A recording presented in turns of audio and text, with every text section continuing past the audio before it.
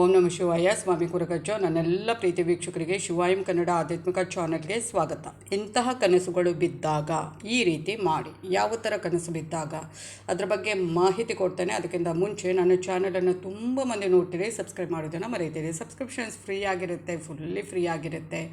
ಆದಷ್ಟು ಲೈಕ್ ಮಾಡಿ, ಆದಷ್ಟು ಶೇರ್ ಮಾಡಿ, ಪ್ರೋತ್ಸಾಹಿಸಿ. ನಿಮ್ಮ ಪ್ರೋತ್ಸಾಹ ಈಗ ತುಂಬಾ ಪ್ರೋತ್ಸಾಹ ಕೊಡ್ತಾ ಇದ್ದೀರಿ. ಹಾಗೆಯೇ ಮುಂದಕ್ಕೂ ಪ್ರೋತ್ಸಾಹ ಕೊಡಿ. ಆಧ್ಯಾತ್ಮಿಕಕ್ಕೆ, ಜ್ಯೋತಿಷಕ್ಕೆ ಸಂಬಂಧಪಟ್ಟ ಒಳ್ಳೊಳ್ಳೆ ಮಾಹಿತಿ ಇರುವಂಥ ವೀಡಿಯೋನ ಹಾಕ್ತೇನೆ. ಹಾಗೆಯೇ ನಿಮ್ಮ ಸಮಸ್ಯೆಯನ್ನು ಬರೆದು ಕಳುಹಿಸಿ, ರಾಶಿ ನಕ್ಷತ್ರ ತಿಳಿಸಿ. ನಾನು ನಿಮ್ಮ ಸಮಸ್ಯೆಗೆ ಪ್ರತಿಯೊಬ್ಬರಿಗೂ ಉತ್ತರ ಕೊಡ್ತೇನೆ. ಕೆಲವರಿಗೆ ಉತ್ತರ ಕೊಡೋದಿಲ್ಲ. ಯಾಕೆ ಗೊತ್ತಾ? ಅವರು ಡೇಟ್ ಆಫ್ ಬರ್ತನ್ನು ಮಾತ್ರ ಹಾಕ್ತಾರೆ, ಏನು ಅಂತ ಹಾಕೋದಿಲ್ಲ. ನಾನು ತುಂಬ ಸಲ ಹೇಳ್ತೇನೆ, ಏನು ನಿಮ್ಮ ಸಮಸ್ಯೆ ಇದೆ, ಈಗ ಏನು ಫೇಸ್ ಮಾಡ್ತಾ ಇದ್ದೀರಿ ಅದರ ಬಗ್ಗೆ ಬರೆದು ಕಳಿಸಿ. ಖಂಡಿತವಾಗ್ಲೂ ನಾನು ನೋಡ್ತೇನೆ ಏನು ಎತ್ತ ಅಂತ. ಅದಕ್ಕೆ ಸೂಕ್ತ ಸುಲಭ ಪರಿಹಾರವನ್ನು ಸೂಚಿಸ್ತೇನೆ. ಸಬ್ಸ್ಕ್ರೈಬ್ ಅಂತ ಒತ್ತುವಾಗ ಸೈಡಲ್ಲಿ ಬೆಲ್ ಐಕಾನ್ ಇರುತ್ತೆ, ಅದನ್ನು ಪ್ರೆಸ್ ಮಾಡಿದೆ. ಆಲ್ ಅಂತ ಬರುತ್ತೆ, ಅದನ್ನು ಪ್ರೆಸ್ ಮಾಡೋದನ್ನು ಮರಿಬೇಡಿ. ಹಾಗೆಯೇ ಕೆಲವರಿಗೆ ಡೇಟ್ ಆಫ್ ಬರ್ತ್ ಗೊತ್ತಿರುತ್ತೆ, ರಾಶಿ ನಕ್ಷತ್ರ ಗೊತ್ತಿರೋದಿಲ್ಲ, ಅಂಥವರು ಕೂಡ ಕೇಳಬಹುದು. ಹಾಗೆಯೇ ಆಧ್ಯಾತ್ಮಿಕಕ್ಕೆ, ಜ್ಯೋತಿಷಕ್ಕೆ ಸಂಬಂಧಪಟ್ಟ ಪ್ರಶ್ನೆ ಇದ್ದರೂ ಕೇಳಬಹುದು. ಆದಷ್ಟು ನಾನು ಅದರ ಬಗ್ಗೆ ವಿಡಿಯೋ ಮಾಡ್ತೇನೆ. ನಿಮ್ಮ ಪ್ರಶ್ನೆಗೆ ಇದು ಅಂದರೆ ಸ್ವಲ್ಪ ಸಮಯದ ಅಭಾವ ಇರೋದ್ರಿಂದ. ಹಾಗೆಯೇ ಪ್ರಶ್ನೆಗೆ ಕೂಡ ಉತ್ತರ ಕೊಡ್ತೇನೆ. ನಾನು ಎಷ್ಟೇ ಇದು ಬ್ಯುಸಿ ಇದ್ದರೂ ಕೂಡ ಪಾಪ ನೀವು ಪ್ರಶ್ನೆ ಆಗ್ತಿರಲ್ಲ ಅಂತ ಪುರ್ಸೋತ್ ಮಾಡಿಕೊಂಡು ಪ್ರತಿಯೊಬ್ಬರಿಗೂ ಉತ್ತರ ಕೊಡೋಕ್ಕೆ ನಾನು ಪ್ರಯತ್ನ ಪಡ್ತೇನೆಲ್ಲ ಕೊಡ್ತೇನೆ.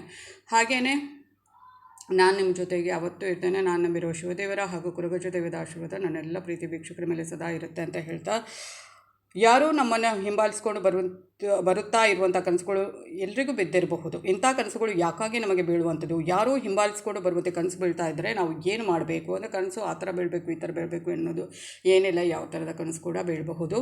ಹಾಗೆಯೇ ಯಾವುದೋ ಒಂದು ಅಪರಿಚಿತ ವ್ಯಕ್ತಿ ನಿಮ್ಮನ್ನು ಹಿಂಬಾಲಿಸ್ಕೊಂಡು ಬರ್ತಾ ಇದ್ದಾರೆ, ಅವರಿಂದ ತಪ್ಪಿಸಿಕೊಳ್ಳಲು ಜೋರಾಗಿ ಓಡ್ತಲೇ ಇರ್ತೀರಿ. ಓಡಿ ಸುಸ್ತಾಗಿ ನೀವು ಒಂದೆಡೆ ನಿಂತ್ಕೊಳ್ತೀರಿ. ಆದರೆ ಆ ಅಪರಿಚಿತ ವ್ಯಕ್ತಿ ಮಾತ್ರ ನಿಲ್ಲದೆ ನಿಮ್ಮನ್ನು ಹಿಂಬಾಲಿಸ್ಕೊಂಡು ಬರ್ತಾ ಇದ್ದಾರೆ. ನಿಮ್ಮ ಪ್ರಾಣ ಉಳಿಸಿಕೊಳ್ಳಲು ನೀವು ಮತ್ತೆ ಓಡ್ತೀರಿ. ಭಯದಿಂದ ನಿಮ್ಮ ಮೈ ಸಂಪೂರ್ಣವಾಗಿ ಬೆವರಿಂದ ಮುಳುಗಿರುತ್ತೆ. ತಕ್ಷಣವೇ ಕಣ್ಣು ಬಿಟ್ಟು ನೋಡ್ತೀರಿ, ಸುತ್ತಲೂ ಕತ್ತಲು ಆವರಿಸಿರುತ್ತೆ. ಎಲ್ಲಿ ನೋಡಿದರೂ ಆ ಅಪರಿಚಿತ ವ್ಯಕ್ತಿ ನಿಮಗೆ ಕಾಣಿಸುವುದಿಲ್ಲ. ಆಗ ನಿಮಗೆ ಅದು ಕನಸು ಎಂಬುದು ಅರಿವಿಗೆ ಬರುತ್ತೆ. ಇಂಥ ಕನಸುಗಳು ಸಾಕಷ್ಟು ಜನರಿಗೆ ಬಿದ್ದಿರುತ್ತೆ. ಇಂಥ ಕನಸುಗಳ ಅರ್ಥ ಏನು ಅಂತ ನೋಡೋಣ. ಇಂಥ ಕನಸುಗಳೇಕೆ ಬೀಳುವಂಥದ್ದು? ನಿಮಗೂ ಇಂತಹ ಕನಸುಗಳು ಬಿದ್ದಿದ್ದರೆ ಅದರರ್ಥ ನೀವು ಯಾವುದೋ ಒಂದು ವೈಫಲ್ಯದ ಅಥವಾ ಕಳೆದುಕೊಳ್ಳುವುದರ ಭಯದಲ್ಲಿ ಇದ್ದೀರಿ ಎಂದು ಅರ್ಥ. ಅನೇಕ ಬಾರಿ ನಾವು ನಮ್ಮ ವೃತ್ತಿ ಜೀವನದಲ್ಲಿ ಹಿಂದುಳಿದಿದ್ದೇವೆ ಅನ್ನುವ ಭಯಕ್ಕೆ ಒಳಗಾಗಿರ್ತೇವೆ, ಅಥವಾ ಬೇರೆ ಯಾವುದಾದ್ರೂ ಕಾರಣಕ್ಕಾಗಿ ನಾವು ಭಯ ಪಡ್ತಾ ಇರ್ತೇವೆ. ಈ ಭಯವು ನಮ್ಮ ಕನಸಿನಲ್ಲಿ ಈ ರೀತಿಯಾಗಿ ಕಾಣಿಸಿಕೊಳ್ಳುವಂಥದ್ದು. ಕೆಲವೊಮ್ಮೆ ನಾವು ನಮ್ಮ ಕಲ್ಪನೆಗಳಲ್ಲಿ ಹೊಸ ಪ್ರಪಂಚವನ್ನು ಸೃಷ್ಟಿಸುತ್ತೇವೆ. ಅದು ಅನೇಕ ರೀತಿಯ ಕಲ್ಪನೆಗಳಿಗೆ ಕಾರಣವಾಗುತ್ತೆ. ಇದರಿಂದಾಗಿ ನಮ್ಮ ಕನಸುಗಳು ಸಹ ವಿಚಿತ್ರವಾಗಿ ಕಾಣುತ್ತವೆ. ಈ ಹಿಂದೆ ನಡೆದ ಯಾವುದೋ ಒಂದು ಸಮಸ್ಯೆ ಇಂದಾಗಿ ಅಥವಾ ಒತ್ತಡದಿಂದಾಗಿ ನಾವು ಈ ರೀತಿಯಾದ ಕನಸುಗಳನ್ನು ಕಾಣುತ್ತೇವೆ. ಅಂದರೆ ಯಾವತ್ತೂ ಮೈಂಡ್ ವೀಕ್ ಆಗುತ್ತೆ, ಅಂಥ ಕನಸುಗಳು ಬೀಳುವಂಥ ತುಂಬ ಮಂದಿಗೆ ಬಿದ್ದಿರಬಹುದು ಈ ಥರ ಕನಸುಗಳು. ಹಾಗೆಯೇ ಈ ಥರ ಕನಸುಗಳು ಬೀಳದೇ ಇರುವಾಗೆ ಏನಾದರೂ ನಿಮಗೆ ಬೀಳ್ತಾ ಇದ್ದರೆ, ಮುಂದೆ ಬೀಳದಾಗೆ ಏನು ಮಾಡಬೇಕು ಅಂದರೆ, ಭೈರವ ದೇವಸ್ಥಾನಕ್ಕೆ ಒಮ್ಮೆ ಆದರೂ ಭೇಟಿ ನೀಡಿ. ಮೊದಲನೇದಾಗಿ ನೀವು ಪ್ರತಿ ಶನಿವಾರ ಭೈರವನ ದೇವಸ್ಥಾನಕ್ಕೆ ಭೇಟಿ ನೀಡಿ. ಇದು ಜೀವನದ ಎಲ್ಲ ರೀತಿಯ ಭಯವನ್ನು ಕೂಡ ತೆಗೆದುಹಾಕುವಂಥದ್ದು. ಭೈರವನ ದೇವಾಲಯಕ್ಕೆ ಭೇಟಿ ನೀಡುವ ಮೂಲಕ ನಿಮ್ಮ ಜೀವನದ ಎಲ್ಲ ಭಯಗಳನ್ನು ಹೋಗಲಾಡಿಸುವಂತೆ ಆತನನ್ನು ಪ್ರಾರ್ಥಿಸಿ.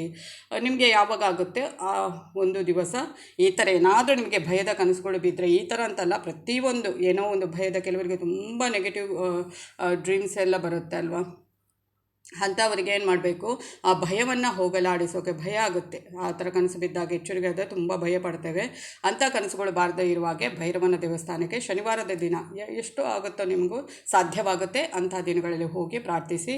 ಹಾಗೆಯೇ ಮದ್ಯಪಾನ ಮಾಡಬಾರ್ದು. ಮದ್ಯಪಾನ ಮಾಡುವುದನ್ನು ಅಥವಾ ಅಮಲ ಪದಾರ್ಥಗಳನ್ನು ಸೇವನೆಯನ್ನು ತಪ್ಪಿಸಿ. ಮದ್ಯಪಾನ ಮಾಡುವುದರಿಂದ ಕನಸಿನಲ್ಲಿಯೂ ಕಲ್ಪನೆ ಜಗತ್ತನ್ನು ನೋಡುವಂಥದ್ದು. ಇದರಿಂದ ಹೊರಬರಲು ವಾಸ್ತವದಲ್ಲಿ ಬದುಕಲು ಪ್ರಾರಂಭಿಸುವುದು ಬಹಳ ಮುಖ್ಯ. ಹಾಗೆಯೇ ತಪ್ಪು ನಡೆದಾಗ ಮೌನ ಮುರಿಯಿರಿ. ನಿಮ್ಮ ಸುತ್ತಮುತ್ತ ಏನಾದರೂ ತಪ್ಪು ನಡೀತಾ ಇದ್ದರೆ ಅದರ ವಿರುದ್ಧ ಧ್ವನಿ ಎತ್ತಬೇಕು. ಕೆಲವೊಮ್ಮೆ ಅನ್ಯಾಯ ಮಾಡುವುದರಿಂದ, ಅನ್ಯಾಯವಾಗುತ್ತಿದೆ ಎಂದು ತಿಳಿದು ಕೂಡ ಮೌನ ಆಗಿರುವುದರಿಂದ ಅಂಥ ಕನಸುಗಳು ಕೂಡ ಬೀಳುವಂಥದ್ದು. ಅನ್ಯಾಯ ಏನಾದರೂ ಆಗಿದ್ದರೆ, ಆಗ್ತಾ ಇದ್ದರೆ ನಿಮ್ಮ ಅಂದರೆ ವಾಸ್ತವದಲ್ಲಿ ಅದನ್ನು ಖಂಡಿಸಿ. ಇಲ್ಲಾಂದರೆ ಅದು ಕೂಡ ಆ ಒಂದು ಕನಸಿನ ರೂಪದಲ್ಲಿ ಬರುವಂಥದ್ದು. ಹಾಗೆಯೇ ದೈಹಿಕ ನೈರ್ಮಲ್ಯವನ್ನು ಯಾವಾಗಲೂ ನೋಡಿಕೊಳ್ಳಿ. ಆದಷ್ಟು ಕ್ಲೀನ್ ಆಗಿರಿ. ಇತ್ತೀಚಿನ ದಿನಗಳಲ್ಲಿ ಹುಡುಗರು ಏನು ಮಾಡ್ತಾರೆ, ಫ್ಯಾಷನ್ಗಾಗಿ ಗಡ್ಡ ಮೀಸೆನೆಲ್ಲ ಫ್ಯಾಷನ್ ಆಗಿ ಇಟ್ಕೊಳ್ಳುವಂಥದ್ದು. ಅದನ್ನು ಆದಷ್ಟು ಏನು ಮಾಡಬೇಕು, ಅದರಿಂದ ಕ್ಲೀನಾಗಿ ಅದನ್ನು ಆದಷ್ಟು ಶೇವ್ ಮಾಡಲಿಕ್ಕೆ ಕಲಿಯಿರಿ. ಹಾಗೆಯೇ ಇಂಥ ಒಂದು ಇದು ಕೂಡ ನಿಮ್ಮಲ್ಲಿ ನಕಾರಾತ್ಮಕ ಯೋಚನೆಗಳನ್ನು ಹೆಚ್ಚಿಸಬಹುದು. ಇದು ಸುಳ್ಳಲ್ಲ. ಈ ಥರ ಒಂದು ವಾಸ್ತವದಲ್ಲಿ ನಾವು ಏನು ಇರ್ತೇವೆ ಅದು ಎಲ್ಲ ನಮ್ಮ ಒಂದು ಕನಸಿನ ರೂಪದಲ್ಲಿ ಈ ಥರ ಭಯ ಹುಟ್ಟಿಸುವಂಥದ್ದು ಕನಸು ಬೀಳಬಹುದು. ಎಚ್ಚರವಾಗಿರಿ.